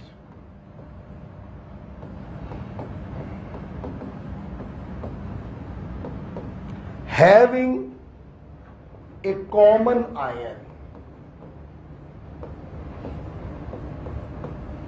common ion को आज के बाद में CI लिखा करूंगा। Degree of ionization of a weak electrolyte decreases in presence of a strong electrolyte having a common ion। लिख लिया? बंद कर दो कॉपी। एक ये ऐसा कॉन्सेप्ट है जो आज के बाद हर जगह लगेगा, ध्यान रखिएगा, ध्यान से देख लीजिए। जगह मेरे पास कम पड़ेगी, मैं इसको हटाना चाहूंगा, हटा दो। देखिए, चलिए सामने देखिए, हमारे पास बच्चों एक ये वीक इलेक्ट्रोलाइट था, कंसंट्रेशन C बोला, 1:1 है या 1:2 है? 1:1, CH3COO माइनस H प्लस, 1:1। ये बेटा टूटेगा अपने आयंस में। सिर्फ देखते चलिए, पेन कॉपी बंद रखिए, बहुत प्यारा कॉन्सेप्ट पढ़ रहे हैं। इसमें से C अल्फा को माइनस कर दिया तो C माइनस C अल्फा, ये कितना C अल्फा, ये कितना, देखना। कुछ समय पश्चात इन दोनों के बीच में एक डायनेमिक इक्विलिब्रियम स्टेबलाइज हो गया। ना अब इसका कंसंट्रेशन घटेगा, ना अब इसका कंसंट्रेशन बढ़ेगा, क्योंकि दोनों के बीच में डायनेमिक इक्विलिब्रियम आ चुका है। दोनों सुखी जीवन जी रहे थे, ये दोनों सुखी जीवन जी रहे थे बर्तन के अंदर। ना ये घटेगा ना ये बढ़ेगा, कोई प्रॉब्लम नहीं। मोस्ट स्टेबल स्टेट में ये रखे हुए हैं, कोई प्रॉब्लम नहीं, इक्विलिब्रियम आ चुका है। ओके, पोरवाल सर गए, खुलपेची आदमी गए और जाके ऊपर से एक कटोरी भर के सोडियम एसीटेट डाला है, बिल्कुल आवाज नहीं। माना कटोरी में इसकी कंसंट्रेशन थी C'। जब मैंने इसी बर्तन में एक स्ट्रॉन्ग इलेक्ट्रोलाइट को डाला, फर्स्ट एक के सॉल्ट हमेशा स्ट्रॉन्ग ही होते हैं यार, 100% टूट जाते हैं। जैसे तुमने इसको बर्तन में डाला, ये 100% अपने आयनों में बच्चों टूट गया और इसका अस्तित्व क्या हो गया? अस्तित्व खत्म। हम यही तो पढ़ाते हैं, ऐसे तो पढ़ाते हैं, अस्तित्व खत्म। पूरा का पूरा अपने आयनों में टूट गया। 1 मोल टूटता तो 1 मोल बनता, C' टूटेगा तो C' मोलर और C' मोलर बनेगा। आप देखते होंगे मैं वीक इलेक्ट्रोलाइट में कभी कट्टम कट्टा नहीं करता हूं, स्ट्रॉन्ग में तुरंत काटता हूं।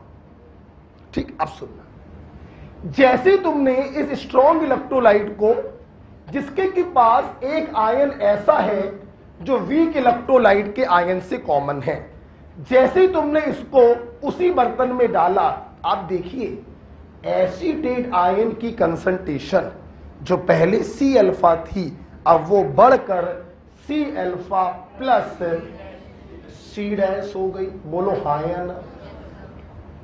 हो गई। मतलब बच्चों इस एसीटेट आयन की कंसंट्रेशन एकदम से बढ़ गई। मेरे भाई, वीक इलेक्ट्रोलाइट के टूटने से 1000-2000 आयंस मिलते हैं, स्ट्रॉन्ग इलेक्ट्रोलाइट के टूटने से करोड़ों में आयंस मिलते हैं, और करोड़ों के सामने 1000-2000 की कोई औकात नहीं होती। ओके, तो आप देखिए जो इक्विलिब्रियम 1000-2000 आयनों से स्टेबलाइज था, उसकी कंसंट्रेशन अचानक से करोड़ों में पहुंच गई। एसीटेट आयन एकदम से छलांग मारी, एकदम से बढ़ गया। जैसे ही एकदम से बढ़ा, इक्विलिब्रियम डिस्टर्ब हो गया, भड़बड़ाने लगा। ये क्या कर दिया सर आपने? जब ये इक्विलिब्रियम भड़बड़ाने लगा, इक्विलिब्रियम डिस्टर्ब हो गया, तो ये बच्चों प्रयास करेगा रीस्टेबलाइज होने का। क्या प्रयास करेगा बच्चों? रीस्टेबलाइज ये तभी तो होगा जब करोड़ों से वापस से ये कहां पहुंच जाए? हजारों में पहुंच जाए। मतलब ये अपने आप को रीस्टेबलाइज करने के लिए एसीटेट आयन की कंसंट्रेशन को घटाने का प्रयास करेगा, और घटाने के चक्कर में ये रिएक्शन कहां पर भागेगी? बैकवर्ड डायरेक्शन में भागेगी। बोलो ना, कहां भागेगी? बताओ। बैकवर्ड डायरेक्शन में भागेगी। बैकवर्ड डायरेक्शन में भागने का मतलब है इसका डिसोसिएशन क्या हो गया? यही कहलाता है कॉमन आयन इफेक्ट। एम आई राइट? अब तक पूरी क्लास साल में देखना, जो लैंग्वेज मैंने अंग्रेजी में लिखवाई थी, अब मैं उसको दिखा रहा हूं, देखना। Degree of dissociation of a week electrolyte decreases by backward में जाने का मतलब क्या हो गया? अल्फा कम हो रहा है ना। Degree of dissociation of weak electrolyte decreases in presence of a common ion, in presence of a strong electrolyte having one common ion.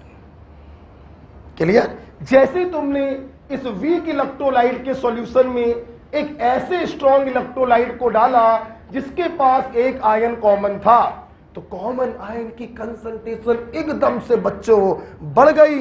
Equilibrium बेचारा डिस्टर्ब हो गया। अपने आप को रीस्टेबलाइज करने के कारण वो बैकवर्ड में भागेगा, मतलब उसका अल्फा क्या हो गया? कम हो गया। यही कहलाता है कॉमन आयन इफेक्ट। बोलो हाँ या ना? क्लियर हुई? पूरी पिक्चर क्लियर हुई? इसको लिख लीजिए। फिर जो चीज मैंने समझाई है, प्लीज एक बार और देखो, एक बार और देखो, एक बार और देखो। मैंने क्या समझाया? मैंने समझाया स्ट्रॉन्ग इलेक्ट्रोलाइट को डालोगे, कॉमन आयन झेल के मिलेगा, कॉमन आयन की कंसंट्रेशन अचानक से बढ़ जाएगी, इक्विलिब्रियम डिस्टर्ब हो जाएगा, रीस्टेबलाइज करने के लिए बैकवर्ड में भागेगा, मतलब इसका डिसोसिएशन कम हो। यही समझाया। आप इसको लिख लो, इस समझाने वाली चीज को भी मैं लिखवाऊंगा। ठीक है, आप ये लिखो। यही होता है बच्चों कॉमन आयन इफेक्ट। ऐसे पढ़िएगा कि घर पे जाके अगर तुम्हारा दोस्त तुमसे पूछ ले तो उसको पढ़ा सको। क्रिस्टल क्लियर पिक्चर होनी चाहिए।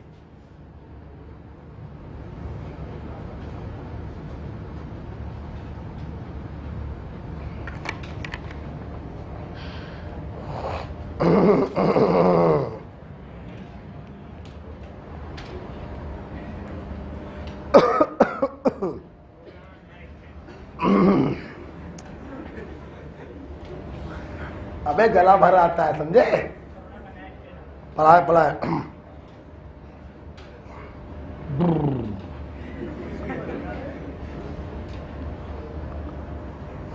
मस्ती करते रहो, सिलेक्शन तो हो ही जाएगा, आज नहीं तो कल।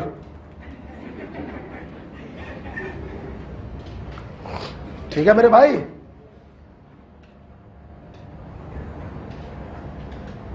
बहुत प्यारा कॉन्सेप्ट है, कॉमन है, ध्यान रखना।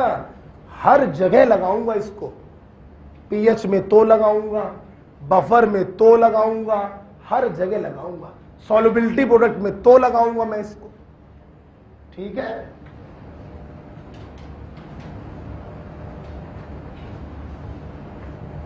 ठीक। तो बच्चों ये जो मैंने यहां पे आपको सिखाया है, क्या मैं इसको लैंग्वेज के रूप में लिखवा दूं? लिखवाओ?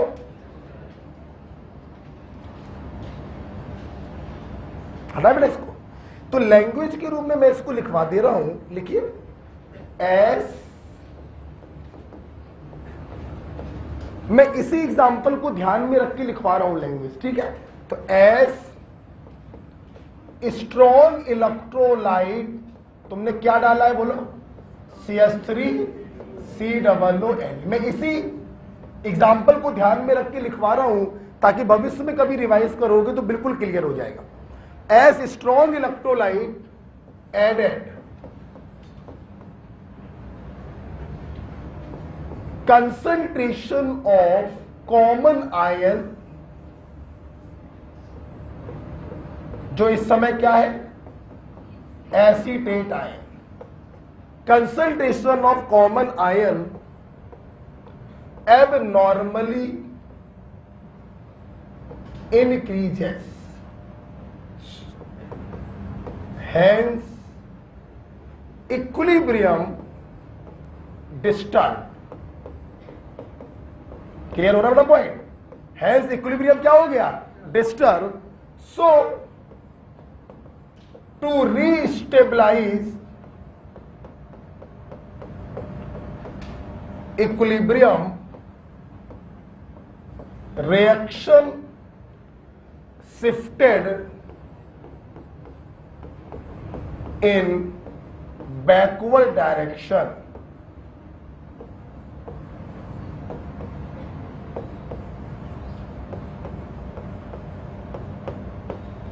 hence alpha बोलो decrease।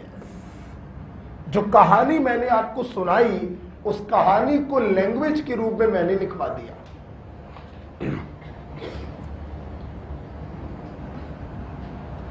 ओके बेटा?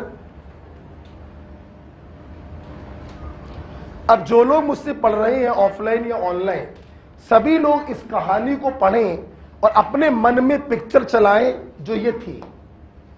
इस पिक्चर को अपने मन में चलाना है, उस सेंटेंस को पढ़ के चलाओ, बोलो, फील करो।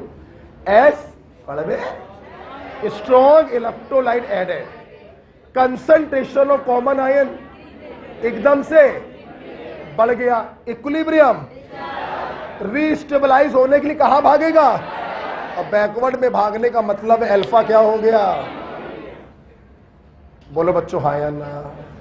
बड़ा क्लियर हो गया? अच्छा बेटा, जब ये कॉमन आयन मैं अपने बच्चों को समझा देता हूं तो यहां पर मैं एक निष्कर्ष लिखवाता हूं। लिखिए, देखिए 10 ड्यू टू कॉमन आयन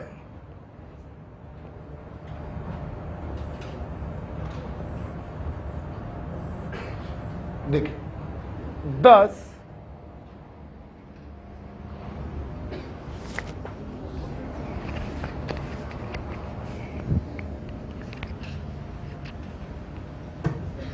उसको बुलाना जरा,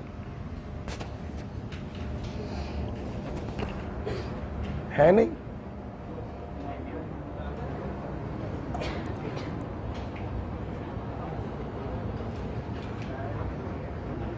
चुपचाप रिवाइज करिए, बिल्कुल हिलना डुलना बंद, पूरा चैप्टर रिवाइज करिए। अरे यार अंकित यार कम से कम रखा तो करो यार, वो खत्म हो गया सेल।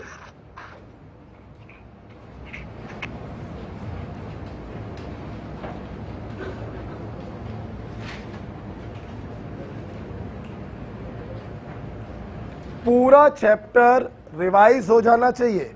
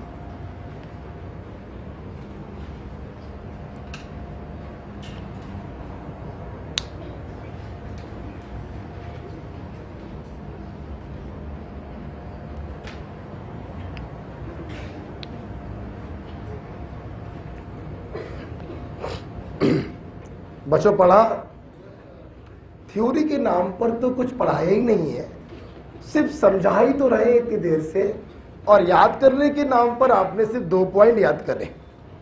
बच्चों इधर देखिए जरा, हमने जो कॉमन आयन का थीम पढ़ा, तो अगर मैं थीम का रिजल्ट लिखवाऊं तो आप देख रही हैं, due to common ion effect degree of dissociation of weak electrolyte decreases. क्या सबको दिखाई पड़ा?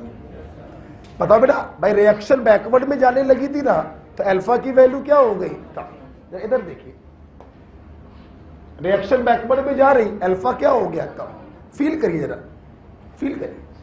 बच्चों तुमने जब कॉमन आयन वाला सॉल्ट डाला तो कॉमन आयन का कंसंट्रेशन तो एकदम से बढ़ गया, हजारों से करोड़ों में पहुंच गया, और इसके बढ़ने के कारण इक्विलिब्रियम भागने लगा बैकवर्ड में, मतलब इसका डिसोसिएशन क्या हो गया? कम।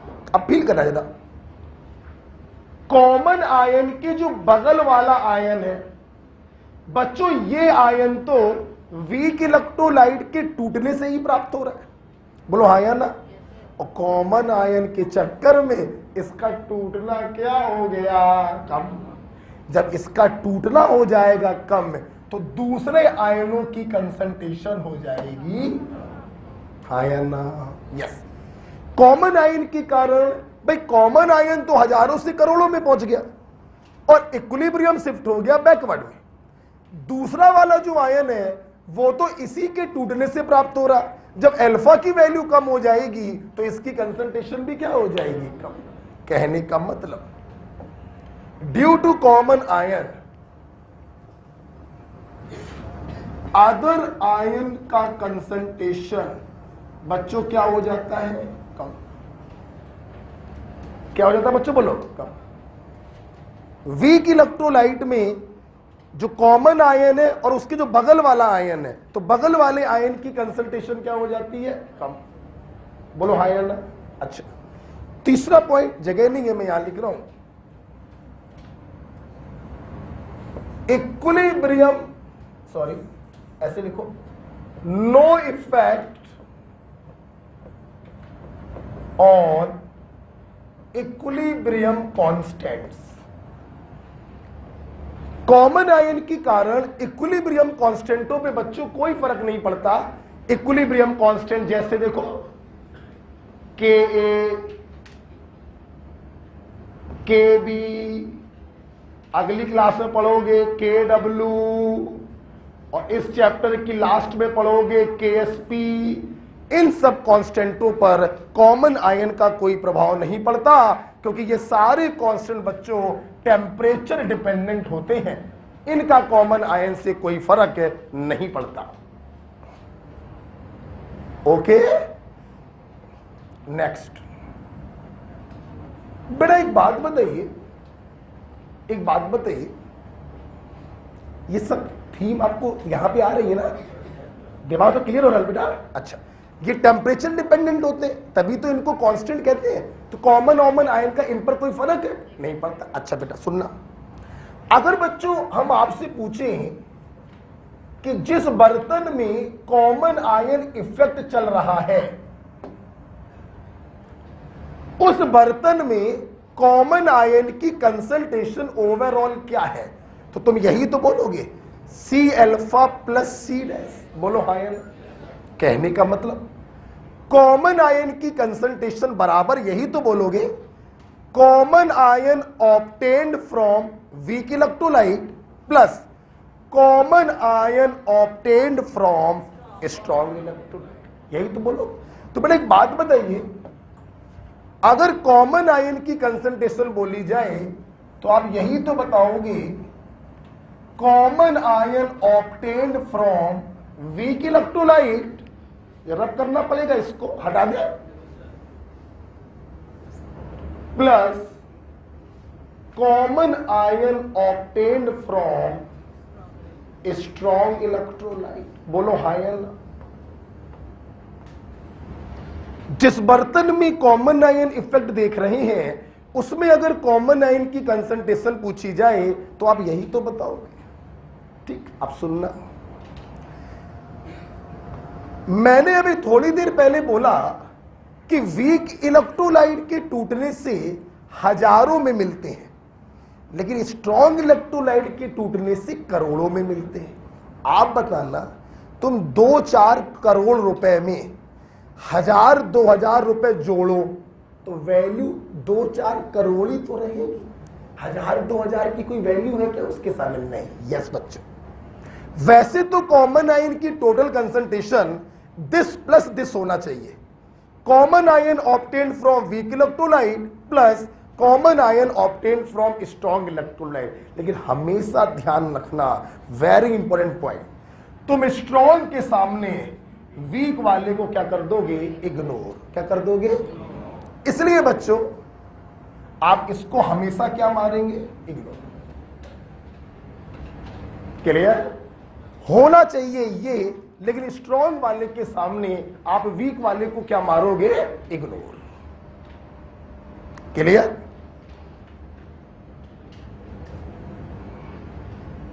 लास्ट,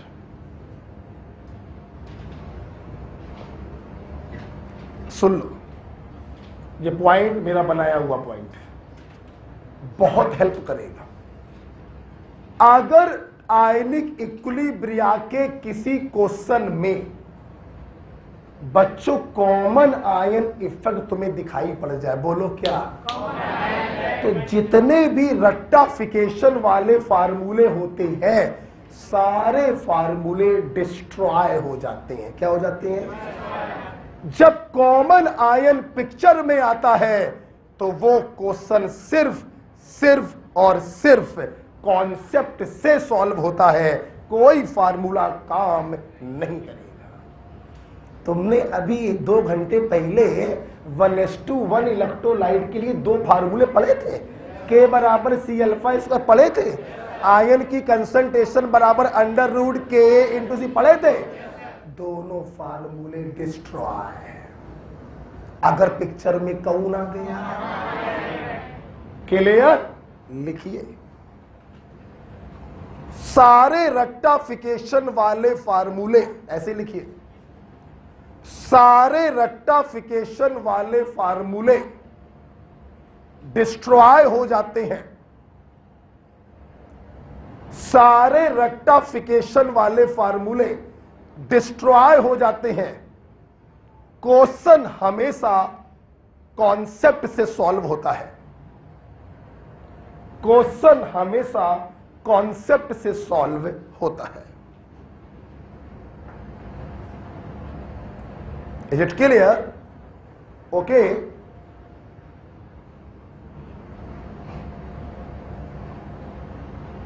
क्लियर है बेटा? पक्का?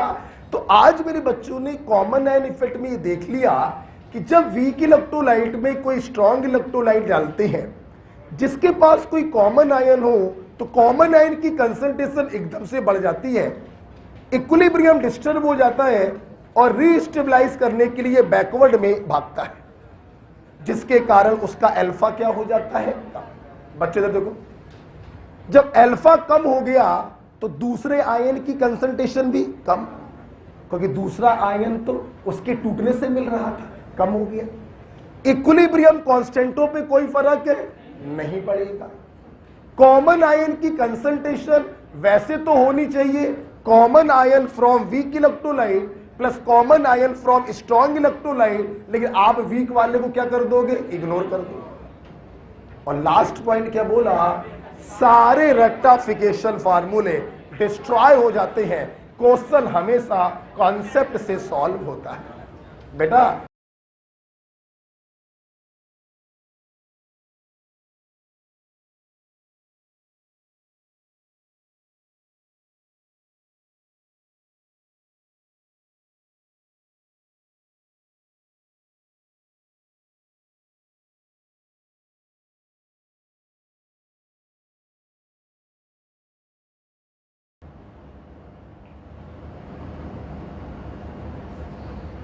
तो इस प्रकार से कॉमन आयन क्या हो गया? खत्म। इस कॉमन आयन पर हम 2 क्वेश्चन कराते हैं जो इस लास्ट वाले पॉइंट को बड़े अच्छे से आपको क्लियर करेंगे।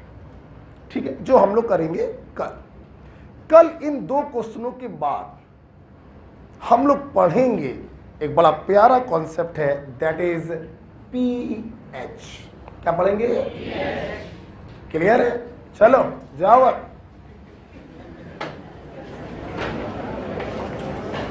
अच्छे से रिवाइज करके आना इसको। ओके, बीच में बिल्कुल डिस्टर्ब मत करना इस चैप्टर को।